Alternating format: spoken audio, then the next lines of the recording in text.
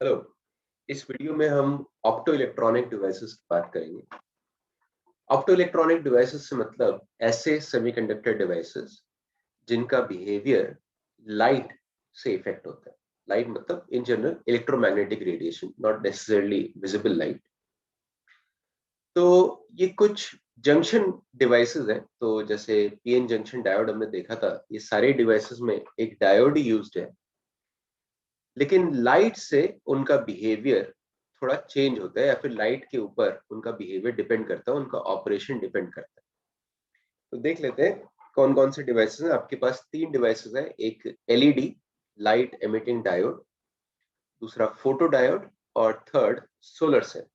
पहले एलईडी की बात करते हैं। तो एलईडी का फंक्शन क्या है? जैसा कि नाम से ही पता लग रहा है आपको, लाइट एमिटिंग डायोड। जब एलईडी में कोई करंट पास होता है तो वो लाइट एमिट करता है, यानी कुछ फोटॉन्स एमिट करता है। तो कैसे वो फोटॉन्स एमिट कर रहा होगा, जरा इसके बारे में हम सोचें। तो आप लोगों को पता है कि सेमीकंडक्टर में जो नंबर ऑफ चार्ज कैरियर्स जो आते हैं, जैसे सिलिकॉन के केस में चार्ज कैरियर्स का मॉडल हमने देखा था, बैंड गैप मॉडल। कुछ इलेक्ट्रॉन्स मान लो आपके कंडक्शन बैंड में जंप कर गए, तो वैलेंस बैंड में ओपनिंग बन जाती है, होल्स बन जाते हैं। ठीक है, नीचे वाला वैलेंस बैंड है, ऊपर आपका कंडक्शन बैंड। अब यहाँ पे ठीक है, this is a dynamic process in the sense के कोई ना कोई इलेक्ट्रॉन्स जो है, जो भी आपके इलेक्ट्रॉन्स वैलेंस बैंड में है, उनका कुछ परसेंटेज चांस है किसी भी इंस्टेंट पे ऊपर जंप करने का, यानी लो एनर्जी से हाई एनर्जी स्टेट में जाने का, यूजिंग जनरली थर्मल एनर्जी। ऐसे ही जो इलेक्ट्रॉन्स आपके कंडक्शन बैंड में हाई एनर्जी स्टेट में है, उनका कुछ प्रोबेबिलिटी है, कुछ चांस है हर इंस्टेंट पे वापस आ जाने का, हाई एनर्जी से लोअर एनर्जी पे आ जाने। और जब ऐसा होगा तो वो जो एनर्जी डिफरेंस है उसको एक फोटोन की तरह एमिट करेंगे। ठीक है, यानी कि मान लो ये इलेक्ट्रॉन वापस इधर आ जाता है। अगर इलेक्ट्रॉन इधर आ जाएगा ना, तो यहाँ से एक इलेक्ट्रॉन गायब हो जाएगा कंडक्शन बैंड से, वैलेंस बैंड में से एक होल भी गायब हो जाएगा। ठीक है, तो यानी इलेक्ट्रॉन और होल, ये पेयर एक दूसरे को एनाइलेट कर दे। एनाइलेट मतलब एक दूसरे को खत्म कर दे। इसको रिकॉम्बिनेशन भी बोला जाता है। रिकॉम्बिनेशन इसलिए क्योंकि इनिशियली पहले आपका इलेक्ट्रॉन नीचे ही था, वो पहले वैलेंस बैंड से कंडक्शन बैंड में आया था, अब वापस कंडक्शन बैंड से वैलेंस बैंड में जा रहा है। तो इलेक्ट्रॉन और होल एक बार फिर से एक तरीके से कंबाइन हो गए, तो इस प्रोसेस को रिकॉम्बिनेशन बोला जाता है। क्योंकि इस प्रोसेस में आपका इलेक्ट्रॉन हाई एनर्जी से लोअर एनर्जी स्टेट पे जंप कर रहा है, तो कुछ एनर्जी रिलीज होगी। वो जो एनर्जी रिलीज होगी वो एज अ फोटोन रिलीज हो सकती है। तो वो जो फोटोन है, अगर उसकी वेवलेंथ, डिपेंडिंग अपॉन कि आपका बैंड गैप क्या है, अगर उसकी वेवलेंथ जो है विजिबल लाइट में लाया करती है, तो इस फोटोन से जो लाइट आ रही होगी उसको आप लोग देख पाएंगे। ठीक है, तो हम एलईडीज में ऐसे ही सेमीकंडक्टर्स यूज करते हैं जिसमें जो ये बैंड गैप है वो इस तरीके से लिया जाए कि फोटोन की जो वेवलेंथ है, ठीक है, क्योंकि मान लो फोटोन की वेवलेंथ है लैम्डा, या बैंड गैप है ईजी, तो इन दोनों में रिलेशन कैसे निकाल सकते हो? E G equal to H C by lambda. अब अगर तुम चाहते हो कि विजिबल रेंज में रहे आपका फोटोन, तो यानी लैम्डा जो है आपका 400 से 700 नैनोमीटर के बीच में होना चाहिए। ठीक है, तो बैंड गैप आपको कितना चाहिए आप यहाँ से कैलकुलेट कर सकते हैं। तो क्योंकि एच सी की वैल्यू होती है 1240 electron volt nanometre, this divide by lambda, और लैम्डा तुम्हारा 400 से 700 के बीच में। तो यहाँ से तुम्हें दिखेगा कि 1.8 से 3 के बीच में आना चाहिए बैंड गैप जो आपका, 1.8 इलेक्ट्रॉन वोल्ट से 3 इलेक्ट्रॉन वोल्ट के बीच में होना चाहिए। ठीक है, आगे मैं नोट्स में भी दिखाऊंगा ये वैल्यू। लेकिन अगर ऐसा होगा तो ये फोटोन आपका विजिबल रेंज में आ जाएगा और आप उसको, आपको वो लाइट दिखाई देगी। ठीक है, तो लेकिन ये क्यों हो रहा है? फोटोन रिलीज क्यों हो रहा है? रिकॉम्बिनेशन की वजह से। जब एक इलेक्ट्रॉन हायर एनर्जी स्टेट से वापस लोअर एनर्जी स्टेट में जंप बैक कर रहा है, ताकि एक इलेक्ट्रॉन और होल दोनों गायब हो जाए, एक दूसरे को एनाइलेट कर दें, या फिर रिकॉम्बिनेशन हो जाए, उसके उस प्रोसेस में ही, देखो रिकॉम्बिनेशन में लिखा हुआ है, जैसे इलेक्ट्रॉन जंप करता है कंडक्शन से वैलेंस बैंड, या फिर इलेक्ट्रॉन होल पेयर कंबाइन हो जाते हैं एक दूसरे से, तो एक फोटोन रिलीज होता है जिसकी एनर्जी होती है इक्वल टू बैंड गैप। अब बैंड गैप की वैल्यू पे डिपेंड करता है कि जो आपका एमिटेड फोटोन है वो विजिबल रेंज में है या नहीं। विजिबल वेवलेंथ क्योंकि हम जानते हैं 400 से 700 नैनोमीटर के बीच में, तो इसके बेसिस पे अगर आप कैलकुलेट करें कि बैंड गैप कितना आना चाहिए, तो वो 1.8 से 3 इलेक्ट्रॉन वोल्ट के बीच में आपका होना चाहिए। अच्छा, एक और चीज ये है कि एलईडी को जब हम बनाते हैं, तो जो डायोड हम बनाते हैं उसमें जो मटेरियल्स हम यूज करते हैं वो हेवीली डोप्ड होते हैं। हेवीली डोप मतलब इम्प्योरिटीज की कॉन्सेंट्रेशन उसमें हाई रखी जाती है। आप समझ गए होंगे ऐसा क्यों है, क्योंकि इम्प्योरिटीज की कॉन्सेंट्रेशन हाई होगी तो फ्री चार्ज कैरियर्स आपके ज्यादा होंगे। जितने ज्यादा फ्री चार्ज कैरियर्स हैं, यानी जितने ज्यादा इलेक्ट्रॉन्स तुम्हारे कंडक्शन बैंड में ऑलरेडी हैं, उतना ही प्रोबेबिलिटी ज्यादा होगी इनकी वापस कंडक्शन से वैलेंस बैंड में जंप करने की। ठीक है, तो ताकि ज्यादा इलेक्ट्रॉन्स जंप कर पाए वापस, ज्यादा रिकॉम्बिनेशन हो पाए, इसीलिए हम हेविली डोप्ड मटेरियल यूज करते हैं एलईडी के केस में। और एक चीज ये है कि एलईडी को जब हम ऑपरेट करते हैं तो उसे फॉरवर्ड बायस में यूज करते हैं। ये देखिए यहाँ पे मैंने पी साइड को कनेक्ट किया हुआ है बैटरी के पॉजिटिव टर्मिनल से, और एन साइड को कनेक्ट किया हुआ है बैटरी के नेगेटिव टर्मिनल से। तो ये फॉरवर्ड बायस में, और साथ ही इसके अंदर डोपिंग हैवी है, यानी नंबर ऑफ चार्ज कैरियर्स ज्यादा है। तो इससे क्या होगा ना, मान लो पी से आपके होल्स जा रहे हैं जंक्शन की तरफ, इधर पी जो है अपने मेजॉरिटी कैरियर्स को इंजेक्ट कर रहा है जंक्शन की तरफ, एन से इलेक्ट्रॉन्स आ रहे होंगे जंक्शन की तरफ।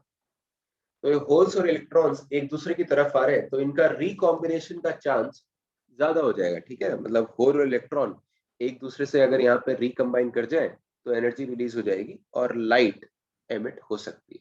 ठीक है, इसीलिए फॉरवर्ड बायस में इनको यूज किया जाता है, बिकॉज फॉरवर्ड बायस में जो मोशन होता है चार्जेस का वो मेजोरिटी कैरियर्स का होता है, जिनकी पॉपुलेशन ज्यादा होती है, और इसीलिए हैवी डोपिंग यूज की जाती है ताकि रिकॉम्बिनेशन का चांस या प्रोबेबिलिटी ज्यादा हो जाए। ओके, एलईडीज के कुछ advantages as compare to usual जो कन्वेंशनल हमारे लाइट सोर्सेज हैं। सबसे बड़ा एडवांटेज एलईडीज का ये है कि पावर कंजम्पशन उसमें काफी कम होता है। यानी जो सोर्स आपको चाहिए, यहाँ पे जो बैटरी चाहिए, as compare to let's say conventional light bulb, जिसमें कि आपका एक टंगस्टन फिलामेंट होता है, उससे जो लाइट निकलती है, as compare to that LEDs में काफी लो पावर कंजम्पशन है, वेस्टेज बहुत कम होती है। जो कन्वेंशनल आपके लाइट बल्ब्स होते हैं उसमें काफी सारी एनर्जी जो है इलेक्ट्रिकल एनर्जी में से बहुत कम एनर्जी लाइट में कन्वर्ट हो पाती है, काफी सारी एनर्जी जो है हीट में डिसिपेट हो जाती है। लेकिन यहाँ पे वो प्रॉब्लम नहीं है। मोर और लेस जो आपकी लाइट आ रही होती है, आप उसकी वेवलेंथ को कंट्रोल कर सकते हैं। उसकी वेवलेंथ जो है बहुत ही छोटी सी रेंज में होती है, क्योंकि वो बैंड गैप के आसपास ही होती है। डायोड्स सारे सेमीकंडक्टर डिवाइसेस का एक बहुत बड़ा मेजर एडवांटेज है small size. As compare to light conventional light bulbs, उनका साइज बहुत स्मॉल होता है। ऑन ऑफ करना बड़ी जल्दी होता है। जैसे ही आपने बैटरी को कनेक्ट किया, यहाँ पे मान लीजिए सर्किट क्लोज किया, वैसे ही एलईडी ऑन हो जाएगा। जैसे ही आप बैटरी को यहाँ पे डिस्कनेक्ट कर देंगे, एलईडी आपका ऑफ हो जाएगा। ठीक है, तो ये कुछ एडवांटेजेस हैं एलईडीज के as compare to conventional light source. Next मैं डिस्कस करने वाला हूँ फोटो डायोड। तो फोटो डायोड में एक तरह से एलईडी से रिवर्स प्रिंसिपल है। एलईडी में क्या हो रहा था, एक इलेक्ट्रॉन और होल रिकम्बाइन हो रहे थे, यानी कि इलेक्ट्रॉन जो है कंडक्शन बैंड से वैलेंस बैंड में जंप कर रहा था, हायर एनर्जी से लोअर एनर्जी में आ रहा था, और जो एनर्जी डिफरेंस था आपका बैंड गैप, वो एक फोटोन की तरह रिलीज हो रहा था। फोटो डायोड में ये सबका एकदम उल्टा है। यानी कि क्या होगा, लाइट आपकी शाइन की हमने डायोड के ऊपर, वो फोटोन से एनर्जी गेन करके कुछ इलेक्ट्रॉन्स आपके वैलेंस बैंड से कंडक्शन बैंड में जंप कर सकते हैं, यानी लो एनर्जी से हाई एनर्जी में जंप कर सकते हैं। अगर ऐसा वो करेंगे तो एक इलेक्ट्रॉन और होल पेयर जनरेट हो जाएगा। ठीक है, इसको जनरेशन बोलते हैं। तो ये देखिए मैंने यहाँ पे लिखा है कि इस केस में रिवर्स प्रिंसिपल हम यूज कर रहे हैं एज कंपेयर टू एलईडी। जब एक लाइट फॉल करती है डायोड के ऊपर, तो कुछ इलेक्ट्रॉन्स जो है फोटॉन्स को एब्जॉर्ब करके जंप कर सकते हैं वैलेंस बैंड से कंडक्शन बैंड में, और जब ऐसा ये जंप करेंगे तो एक इलेक्ट्रॉन होल पेयर आपका क्रिएट हो जाएगा। इलेक्ट्रॉन होल पेयर जो क्रिएट हो गया ना, इस प्रोसेस को हम बोलते हैं जनरेशन। ठीक है, लास्ट में एलईडी में मैंने बताया था जब दोनों वापस एक दूसरे को एनाइलेट कर देते हैं, एक दूसरे को खत्म कर देते हैं, उसको बोलते हैं रिकॉम्बिनेशन। लेकिन यहाँ पे जो इलेक्ट्रॉन होल पेयर क्रिएट हो रहा है उसको बोला जाता है जनरेशन। ओके, जनरेशन जब आपका हुआ तो number of charge carriers increase हो गया है ना, एक इलेक्ट्रॉन होल पेयर हर बार एक इलेक्ट्रॉन होल पेयर क्रिएट होगा।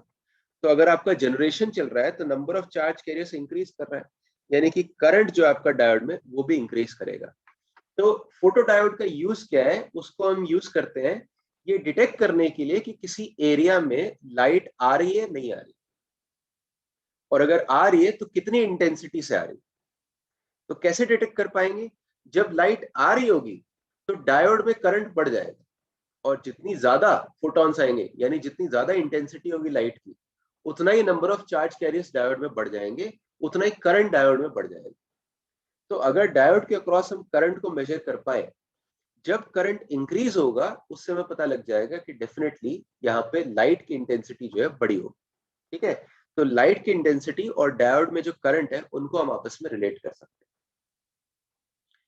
ओके, तो यही मैं लिख रहा हूं कि इस प्रिंसिपल को हम यूज कर सकते हैं to detect the intensity of light falling on a diode. अब इसमें एक चीज है, यहाँ पे मैं स्कीमेटिक डायग्राम आपको दिखा रहा हूँ। देखो, लाइट आपकी फॉल की, लाइट फॉल कर रही है जंक्शन के ऊपर। लाइट फॉल करने की वजह से जंक्शन में आपका एक इलेक्ट्रॉन और होल क्रिएट हुआ। इलेक्ट्रॉन और होल क्रिएट हुआ, मैं जानता हूं जंक्शन में डिप्लीशन रीजन होता है, ऑलरेडी चार्जेस का बिल्डअप होता है जंक्शन के अंदर। एन साइड पे पॉजिटिव चार्जेस होते हैं, पी साइड पे नेगेटिव चार्जेस होते हैं। तो मैं जानता हूं कि इलेक्ट्रॉन जो है इस जंक्शन में जो हमारा इलेक्ट्रिक फील्ड है, उस इलेक्ट्रिक फील्ड की वजह से इलेक्ट्रॉन्स जाने वाले हैं लेफ्ट में यानी कि एन की साइड, जबकि होल्स आपके जाने वाले हैं राइट में यानी पी साइड पे। तो इससे आपका करंट आया, और पहले की कंपैरिजन में करंट जो है इंक्रीज हो जाएगा। लेकिन मैं क्या बोल रहा था, एक और चीज यहाँ पे आपको क्या नोटिस करना है कि फोटो डायोड को हम ऑपरेट करते हैं रिवर्स बायस। यहाँ पे देखो, बैटरी का पॉजिटिव टर्मिनल मैंने एन से कनेक्ट किया, बैटरी का नेगेटिव टर्मिनल पी से कनेक्ट किया।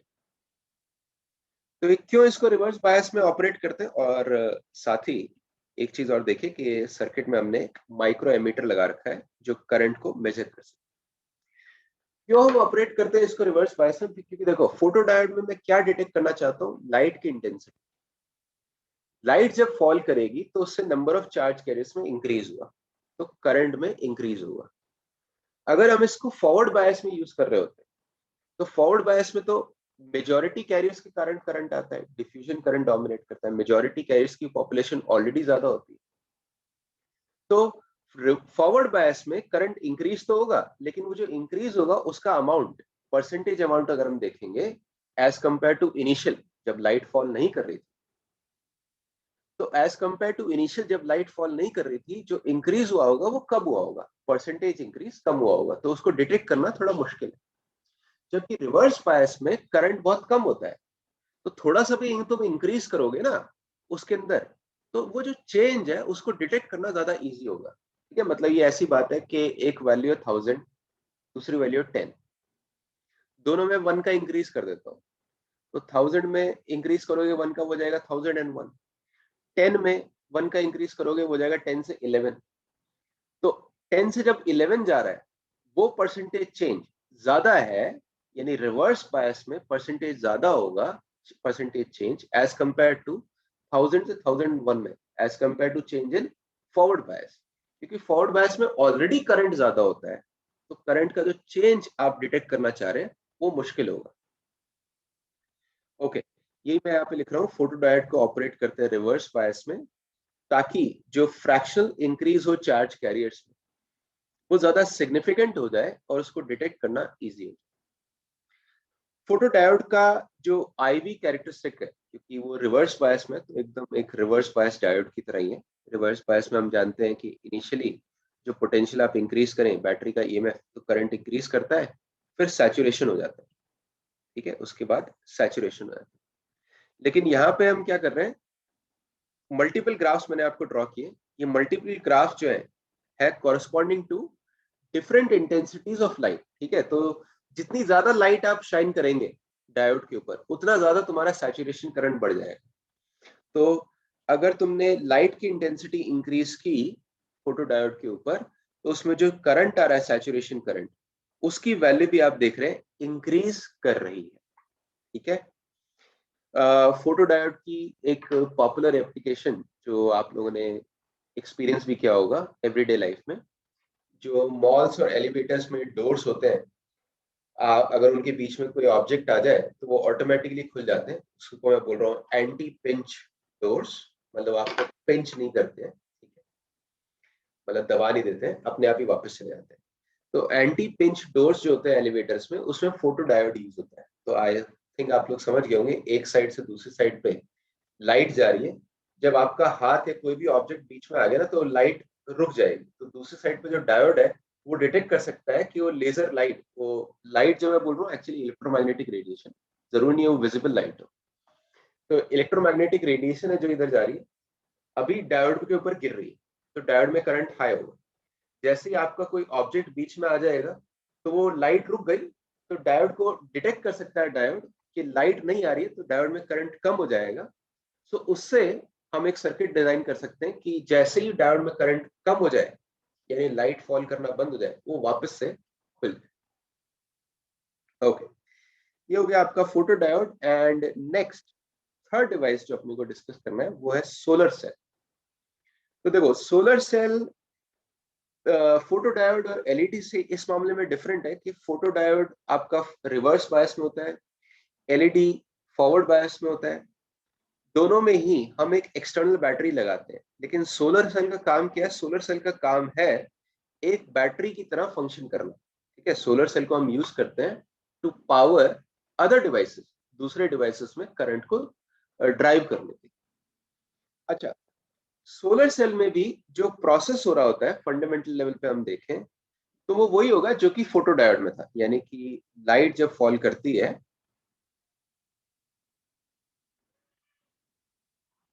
ठीक है, लाइट जब फॉल कर रही है, तो कुछ इलेक्ट्रॉन्स ये फोटॉन्स की एनर्जी को ऑब्जॉर्व करके बैलेंस बैंड से कंडक्शन बैंड में चले जाए। अगर ऐसा होगा तो यहाँ पे एक इलेक्ट्रॉन और होल पेयर आपका क्रिएट हो गया। Let me use a different colour. एक इलेक्ट्रॉन और होल पेयर क्रिएट हो गया। अब हम जानते हैं डिप्लीशन रीजन में ऑलरेडी चार्जेस डेवलप्ड होते हैं, फिक्स चार्जेस। पी साइड पे नेगेटिव चार्जेस होते हैं, एन साइड पे पॉजिटिव चार्जेस होते हैं। तो डिप्लीशन रीजन में ऑलरेडी एक इलेक्ट्रिक फील्ड होता है। इस इलेक्ट्रिक फील्ड की वजह से ये जो आपके free charge carriers extra generate हुए ना, ये मूव करेंगे। कैसे मूव करेंगे? इलेक्ट्रॉन जो है इलेक्ट्रिक फील्ड के ऑपोजिट जाएगा, यानी इलेक्ट्रॉन जो है आपका इधर राइट में जाने वाला है, और एन साइड के कॉन्टैक्ट पे, जो एंड पे आपका कॉन्टैक्ट है ना एन का, वहां पे नेगेटिव चार्ज डेवलप हो जाएगा। जबकि होल्स जो आपके लॉजिकली जो कि पॉजिटिव चार्ज की तरह मूव करते हैं, होल्स आपके इलेक्ट्रिक फील्ड की डायरेक्शन में यानी लेफ्ट में मूव करेंगे। तो होल्स आपके इधर मूव किए, तो वो पी के एंड पे एक्यूमुलेट हो जाएंगे। तो पी के एंड पे इफेक्टिवली पॉजिटिव चार्ज डेवलप हो। तो पी के एंड पे पॉजिटिव चार्ज डेवलप हुआ है, एन के एंड पे नेगेटिव चार्ज डेवलप हुआ है। इससे इन दोनों के बीच में एक ईएमएफ आ चुका है। ठीक है ना, पोटेंशियल डिफरेंस आ गया। पी वाली साइड हायर पोटेंशियल पे होगी, एन वाली साइड लोअर पोटेंशियल पे होगी।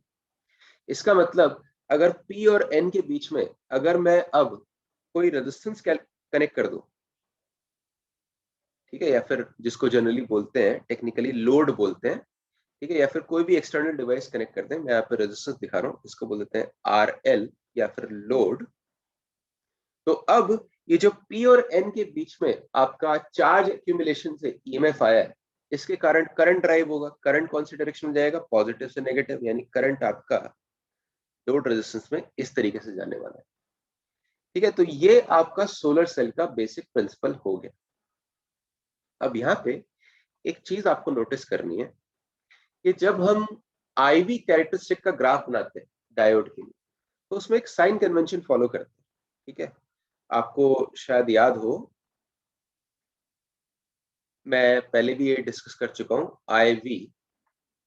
तो V ये जो पॉजिटिव है ना, इसका मतलब क्या है, P high forward bias right hand side लेते हैं, और N आपका लो फॉरवर्ड बायस। करंट पॉजिटिव कब होता है, जब करंट आपका फ्लो कर रहा हो डायोड के अंदर। यहाँ पे हम दिखा देते हैं, ये फॉरवर्ड बायस की बात है। तो फॉरवर्ड बायस में देखिए करंट आपका फ्लो कर रहा होता है ऐसे, P से N, ठीक है। तो करंट आपका P टू N है, ये फॉरवर्ड बायस में दोनों पॉजिटिव।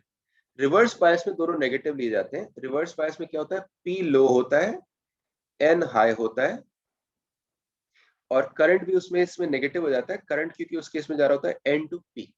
तो रिवर्स बायस अगर मैं तुम्हें दिखाऊं, या अब बैटरी इस तरह से कनेक्ट कर देंगे और करंट आपका फ्लो करेगा ऐसे, ठीक है। N से P आपका करंट फ्लो करेगा, तो वो नेगेटिव है। अब सोलर सेल में देखो क्या हो रहा है। सोलर सेल में जो करंट आ रहा है वो किसी एक्सटर्नल बैटरी की वजह से नहीं आ रहा, सोलर सेल की खुद की ईएमएफ की वजह से आ रहा है। और उसकी खुद की ईएमएफ क्या थी, अभी अभी मैंने नोटिस, अभी अभी मैंने आपको बताया था, पी साइड पे पॉजिटिव हो रहा है, एन साइड पे नेगेटिव, ठीक है। पी साइड हाई है, एन साइड लो है। और करंट देखो कैसे फ्लो किया, ऐसे पी से करंट निकला, पी से करंट निकला है और फिर वापस जाएगा, यानी डायोड के अंदर जो करंट है वो एन टू पी है, जो आपको दिखाई दे रहा होगा। तो अगर मैं यहाँ पे देखूं कि कौन से क्वाड्रेंट में मेरा ग्राफ आएगा, फिर से मैं यहाँ पे सोलर सेल ड्रॉ कर देता हूँ। सोलर सेल के केस में पी साइड मेरी पॉजिटिव है, एन साइड नेगेटिव है। एक्सटर्नल रेजिस्टेंस या लोड रेजिस्टेंस मैंने कनेक्ट किया, तो करंट ऐसे फ्लो किया, लेकिन डायोड के अंदर वो करंट जा रहा है एन से पी। तो अब तुम देख रहे हो कि करंट को अगर मैं देख रहा हूं तो एन से पी करंट तो आपका नेगेटिव होना चाहिए। वी को अगर देखें, पोटेंशियल डिफरेंस को देखें, तो देखो पी साइड आपका पॉजिटिव है, पी साइड हाई है, एन साइड लो है, यानी वी आपका होना चाहिए पॉजिटिव, ठीक है। करंट हमें लेना है नेगेटिव, क्योंकि करंट आपका एन टू पी है, ये वाला लेना है। पोटेंशियल डिफरेंस देखें तो पोटेंशियल डिफरेंस अपने को लेना है positive, because P high N low, यानी कि सोलर सेल का जो आईवी कैरेक्टरिस्टिक्स आएगा ना, वो फोर्थ क्वाड्रेंट में आने वाला है, ठीक है। इसलिए आप लोग बुक्स में देखेंगे कि सोलर सेल के लिए आईवी कैरेक्टरिस्टिक को फोर्थ क्वाड्रेंट में ड्रॉ करते हैं। तो आई होप ये सब क्लियर है। एक बार जरा नोट्स पे जाके दिखा देते हैं क्या क्या लिखा हुआ है। देखिए, पहली चीज हमने लिखी है कि सोलर सेल में सिमिलर प्रिंसिपल है जो कि फोटोडायोड में यूज होता था, यानी लाइट फॉल करती है, उससे जनरेशन होता है, number of charge carriers increase करते हैं। लेकिन इस बार जंक्शन डायोड को हम ऑपरेट कर रहे हैं विदाउट बायस, यानी कोई एक्सटर्नल बैटरी नहीं लगा रहे, और इनफैक्ट आपका डायोड ही करंट को ड्राइव करता है थ्रू लोड। कोई एक्सटर्नल लोड रेजिस्टेंस में डायोड में जो ईएमएफ डेवलप होती है वही करंट को ड्राइव करता है। यहाँ पे फिर से मैं आपको दिखा रहा हूँ जनरेटेड चार कैरियर्स आपके कैसे हैं। लाइट जब फॉल की तो इलेक्ट्रॉन जनरेट हुआ, होल जनरेट हुआ। इलेक्ट्रॉन आपका चला जाएगा, यहाँ पे जो इलेक्ट्रिक फील्ड है उसकी वजह से इलेक्ट्रॉन जा रहा है एन साइड पे, होल्स आपके जा रहे हैं पी साइड पे, यानी एन साइड पे यहाँ पे नेगेटिव चार्जेस एक्यूमुलेट हो गए, पी साइड पे कुछ पॉजिटिव चार्जेस एक्यूमुलेट हो गए। ये देखिए हमने लिखा है चार्ज कैरियर्स जो है वो एक्यूमुलेट हो जाते हैं पी साइड और एन साइड के कॉन्टैक्ट्स पे। ये जो एंड में है ना, इनको मैं कॉन्टैक्ट्स बोल रहा हूँ। ईएमएफ आ गई है, उस ईएमएफ में पी साइड हायर पोटेंशियल पे है as compare to N side. तो अब अगर आप कोई एक्सटर्नल रेजिस्टेंस ज्वाइन कर दें आप, तो करंट उसमें फ्लो करेगा। एक्सटर्नल रेजिस्टेंस से करंट जा रहा है पी से एन, लेकिन डायोड के अंदर करंट जा रहा है एन से पी। तो क्योंकि डायोड के अंदर करंट जा रहा है एन से पी, तो करंट मुझे लेना है नेगेटिव। पोटेंशियल डिफरेंस में देखें तो पी हाई है, एन लो है ना। पी पे पॉजिटिव चार्जेस इधर आए थे, एन पे नेगेटिव चार्जेस आए थे। पी हायर पे है, एन लोअर पे है, तो पोटेंशियल मुझे लेना है पॉजिटिव, यानी जो आईवी कैरेक्टरिस्टिक है वो आपके फोर्थ क्वाड्रेंट में आने वाला है। और कैसा दिखेगा फोर्थ क्वाड्रेंट में, काफी सिंपल है। देखो यहाँ पे मैंने इस तरीके से एक ग्राफ आपको ड्रॉ कर दिया है। इस ग्राफ को नोटिस करो, यहाँ पे ये वैल्यू मैंने लिखी है VOC, और इधर ये वैल्यू लिखी है ISC। इनका क्या मतलब है, देखो VOC से हमारा मतलब है V open circuit.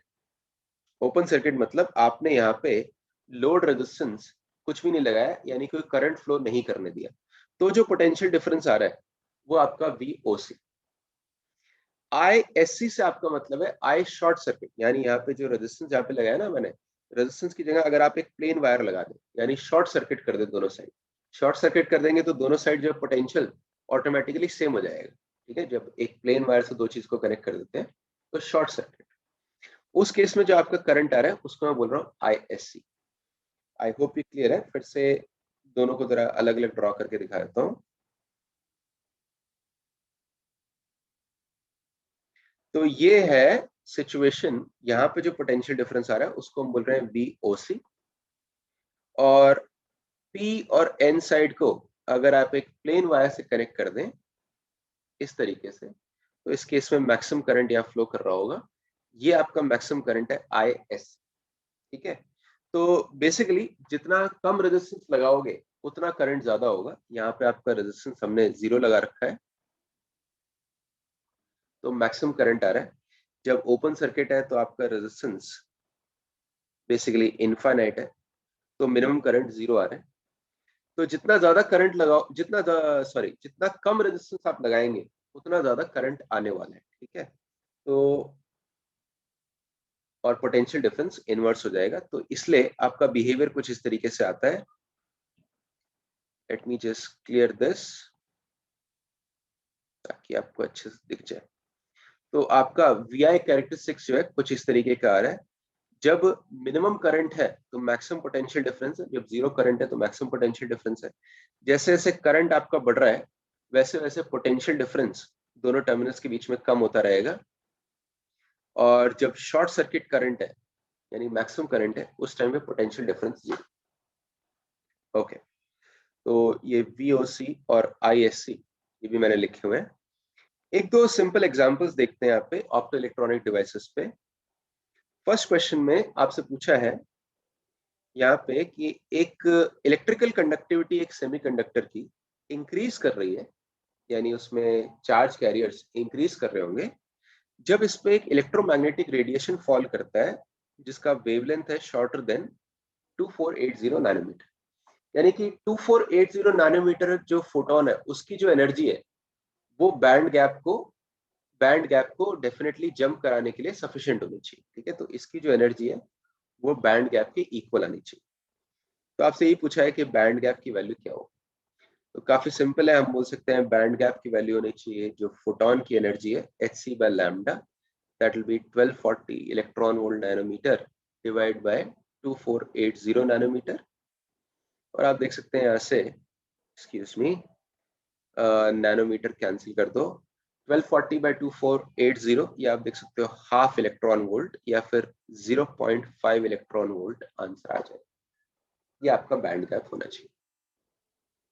Okay, next आपको कुछ डिवाइसेस के लिए IV कैरेक्टरिस्टिक का ग्राफ गिवन है, आपको बताना है इन डिवाइसेस के नेम्स। ठीक है, तो 4 आपको डिवाइसेस गिवन है। देखो फर्स्ट ग्राफ में ये इस तरीके का कैरेक्टरिस्टिक गिवन है। आई थिंक आप लोग समझ गए होंगे, ये तो एक नॉर्मल जो सिंपल डायोड होता है उसके कैरेक्टरिस्टिक ऐसे ही होते हैं। नी पॉइंट से ऊपर एक्सपोनेंशियल इंक्रीज, रिवर्स बायस में स्मॉल स्मॉल करंट, फिर सैचुरेट कर जाता है। तो ये जो है ना आपका फर्स्ट वाला, ये एक सिंपल डायोड का ग्राफ होना चाहिए। सेकंड देखो, सेकंड में फॉरवर्ड बायस यहाँ पे, रिवर्स बायस में ब्रेकडाउन दिखाई दे रहा है ना, ब्रेकडाउन के बाद एकदम से करंट इंक्रीज कर रहे हैं, तो वो किसमें होता है, जीनर डायोड में। तो सेकंड आपका जीनर डायोड के लिए। थर्ड में देखिए, थर्ड में आपको दिखा रहा है कि IV कैरेक्टरिस्टिक जब डार्क है यानी कोई लाइट फॉल नहीं कर रही है तब तो आपकी यहाँ पे फॉरवर्ड बायस की तरह है जैसे फॉरवर्ड बायस होता है।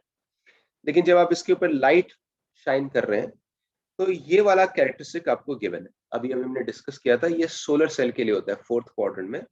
सो this is your solar cell जो कि तभी काम करता है जबकि उसके ऊपर लाइट फॉल करे यानी इल्यूमिनेटेड हो।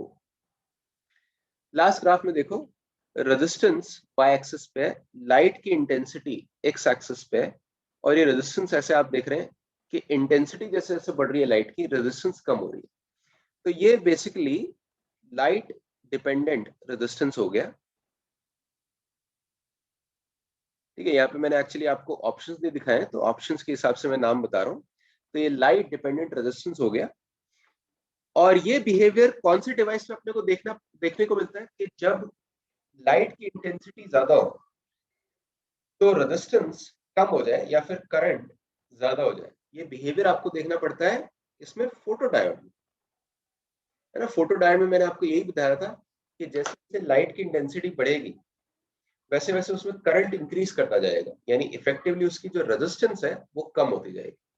आप लोगों को याद होगा फिर भी, ये देख लीजिए, ये वाला जो ग्राफ है यहाँ पे हमने ये डिस्कस किया था कि जब लाइट की इंटेंसिटी ज्यादा हो रही है तो इसमें करंट की वैल्यू भी इंक्रीज कर रही है, यानी इसकी रेजिस्टेंस कम हो रही है। तो ये जो फोर्थ वाला ग्राफ है, this is for light dependent resistance, और ये बिहेवियर किस में देखने को मिलता है, एक फोटो डायोड।